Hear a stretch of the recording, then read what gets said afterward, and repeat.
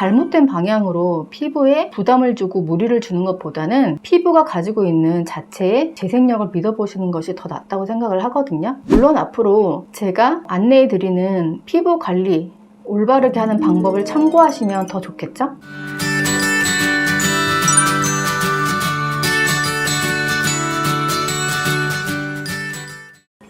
안녕하세요 여러분. 여러분의 피부 건강을 생각하는 닥터베이스입니다.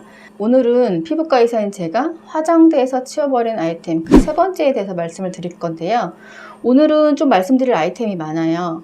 왜냐하면 이 시리즈를 하려면 한정 없이 할 수는 있는데 그러면 여러분들께서 너무 지겨우실 것 같아서 가장 대표적으로 많이 쓰시는 화장솜과 토너만 일단 앞에서 따로 말씀드렸고, 오늘은 그 외 나머지에 대해서 말씀드리려고 합니다. 저는 일단 필링제를 쓰지 않습니다. 아하나 바하나 파하 이런 성분이 들어간 필링제가 굉장히 시중에 많이 나와 있잖아요. 그런데 이때까지 제 영상을 보신 분들은 아시겠지만 어떤 우리 피부를 자꾸 물리적으로 벗겨내는 거는 굉장히 좋지 않은 습관이거든요. 특히 데일리 아이템에 이런 아하나 바하, 파하 같은 필링제가 들어있으면 거의 하루에 한두 번은 그런 제품을 얼굴에 바르게 된다는 뜻인데, 이는 굉장히 위험한 방법입니다.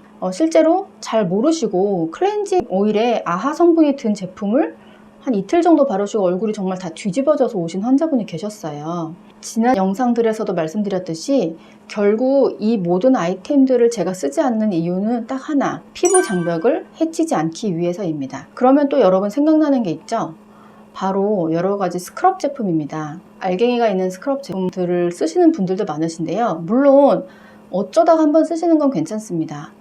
이 어쩌다가 한 번은 제 기준으로는 한 달에 한두 번입니다. 기존에도 말씀드렸듯이 우리 피부 턴오버 주기가 28일이라고 말씀드렸잖아요. 거의 한 달이거든요. 이 한 달 동안은 사실 피부가 알아서 각질을 다 떼어내주기 때문에 그 이상으로 우리가 각질을 일부러 정돈하는 것은 피부 입장에서는 상당히 부담스러운 일입니다. 물론 아토피 피부염이나 심한 여드름을 앓고 계시는 분들은 과각질화가 일어나는 분들이 많으시고요.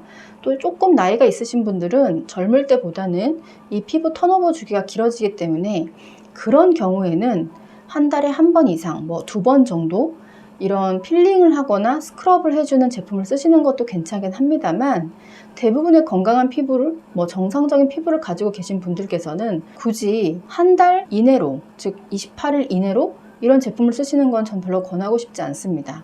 또 3스킨법, 7스킨법, 닥토, 흑토, 물토 등 여러 가지 토너를 이용한 스킨케어법이 굉장히 유행을 했었는데요. 지난 시간에 제가 토너를 쓰지 않는다고 말씀드렸죠. 근데 이렇게 토너를 왕창 쓰는 방법은 정말 좋지 않습니다. 토너를 왕창 쓰거나 닥토 같이 닦아내거나 이런 것은 사실은 어떻게 보면 우리 피부 각질을 불려서 떨어뜨릴 수 있거든요.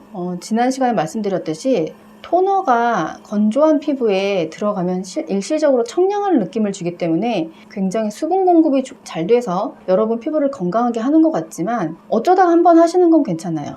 난 피부가 너무 건조해서 정말 3스킨법, 7스킨법 안 하면 안 될 것 같아 라고 하시면, 정말 피부가 건조하신 분들은 오히려 이런 토너를 이용한 여러 방법보다는 피부의 유수분 밸런스를 맞춰줄 수 있는 에센스나 크림 같은 걸로 피부의 유수분 밸런스를 맞춰주시는 것이 훨씬 좋습니다. 또 한동안 1일 1팩이라는 용어가 굉장히 유행했잖아요. 그런데 이 팩제는요, 엄청 많은 에센스나 세럼 같은 거를 농축시킨 것을 어떤 부직포 같은 데다 담아놓은 제품이거든요. 한 달에 한두 번 정도 혹은 특별한 이벤트가 있을 때 피부를 좀 예쁘게 보이게 하기 위해서 어쩌다 한번 하시는 건 좋은데요.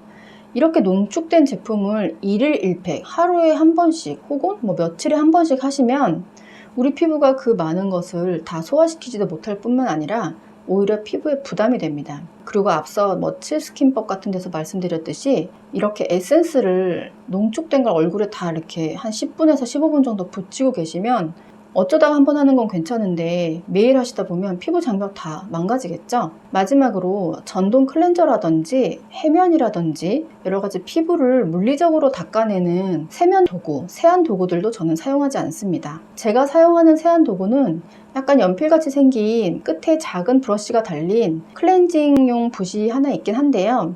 첫 번째 시간에서 말씀드렸듯이, 두 번째 영상에서 말씀드렸듯이 콧망울 같이 좀 좁은 부위를 세안할 때 세안 마지막 단계에서 살살 사용하는 것 정도로만 하지, 피부 전체를 매일 전동 클렌저로 닦아내거나 해면이나 기타 등등의 세안 도구로 닦아내는 것은 역시 우리 피부 장벽을 많이 망가뜨리게 됩니다.